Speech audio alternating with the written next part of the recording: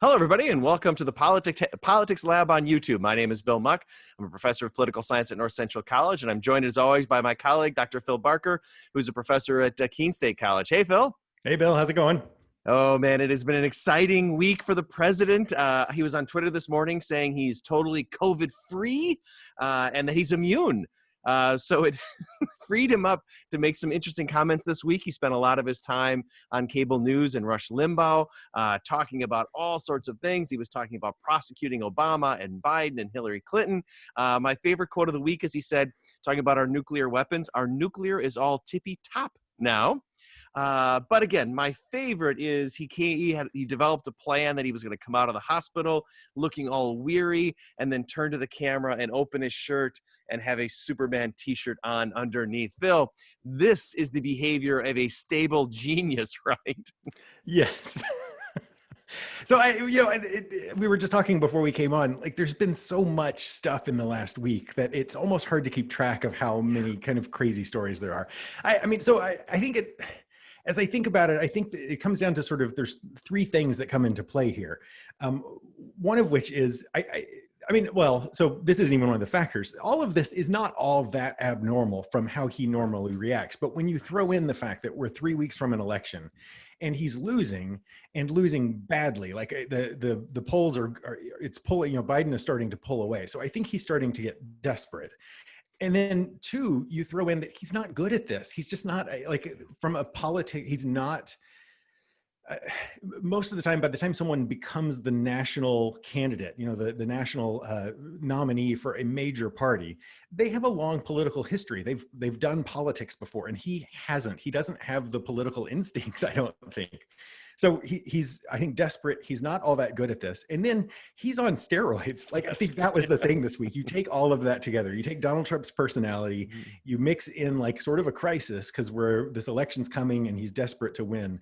And then you amp him up and make him manic on steroids, and you get he was from policy,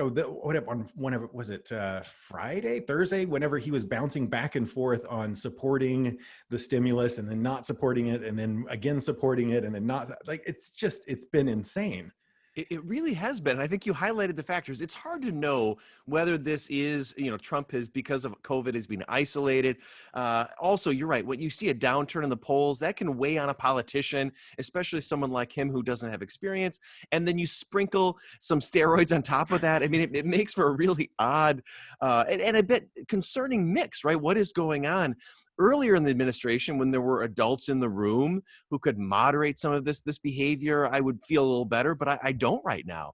I mean, honestly, he spent much of his term saying that we should investigate his political rivals, but this week it was putting direct pressure on Bill Barr, the Attorney General, saying you need to do this, you need to speed up the Durham investigation of all of this. It's a much heavier-handed process.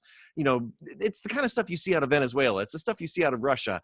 And it's hard to kind of step back and not be really, really troubled by it all. And given that he has his finger on the nuclear button, which apparently is all tippy top right now. So. Right. No, I think you're right. I have two reactions to this last week. One of which is how I'm reacting right here, which is sort of laughter. Like, this is insane. Like, there's something kind of funny about it, but we really should be concerned. We should focus on the other aspect of it, which is that, all of those impulses, all of the kind of, all of these things, any other president, if they were doing it, it would be of a big concern. Targeting your opponents for prosecution, talking about election fraud, hyping the response. His response to the FBI arrests of the people in Michigan was essentially, it wasn't a condemnation. It was to talk about can you blame them? Essentially, right? Look at what Whitmer has done. All of that stuff is really, really concerning in a sort of democratic system where you're worried about the process. So if you take all of that and you add it into a desperate candidate who's not surrounded by people constraining him, it is really worrisome about what's going to happen over the next 3.5 weeks leading up to the election, but maybe even more so what happens after the election until he leaves power in January, assuming Biden, wins. It is funny, and I think that my tendency to sort of laugh is partly because of it's easier to think of it as funny than to actually wrestle with the seriousness and how concerning it is. Right. I mean, think about what he called into Rush Limbaugh, and he was on what for 2 hours. Almost 2 hours. Yeah. 2 hours of a presidential candidate having nothing better to do than spend his time. Same thing on Fox News and Fox Business, where the hosts themselves are saying, "Mr. President, I'm sure you've got a busy day and need to get going." And he's like, "No, I can stick around for a long period of time." It does raise this question of whether he is in a good mental state to be making decisions. And I know the Democrats have seized on this, and Nancy Pelosi is talking about having a investigation into this and making sure that the president's are in the right mind. But you're right that this is one of those moments where you wonder, should there be some intervention? I don't think it's going to happen with Mike Pence. Certainly, everybody seems to defer and enable the president's worst impulses. But there are policy implications to all of this, right? Where there is genuine debate about a stimulus plan that's going nowhere, partly because of the president's mood swings from one extreme to the other. I'm cutting off negotiations. Well, now I'm back to negotiations again. So it has real policy implications in ways that affect the economy and our all of it, right? So it does still matter. Yeah, I mean the one quote, the air horn went off, but the quote that from Rush Limbaugh that made the rounds was the Iran quote about if you F with us, like that again. It wouldn't surprise me if other presidents had said that behind closed doors in the past, but the fact that he's just out openly calling into Rush Limbaugh, period, but then saying these, right. I mean, it has implications for foreign policy, for all sorts of stuff. Yeah, it's not. I will sleep better when all of this is past us, I think. But in the meantime, it feels like it's a long way until this is past us at this point. And you wonder whether the best thing for the country right now is whether the polls continue to move in the directions. I mean, where it's a landslide, where it's clear Trump has lost.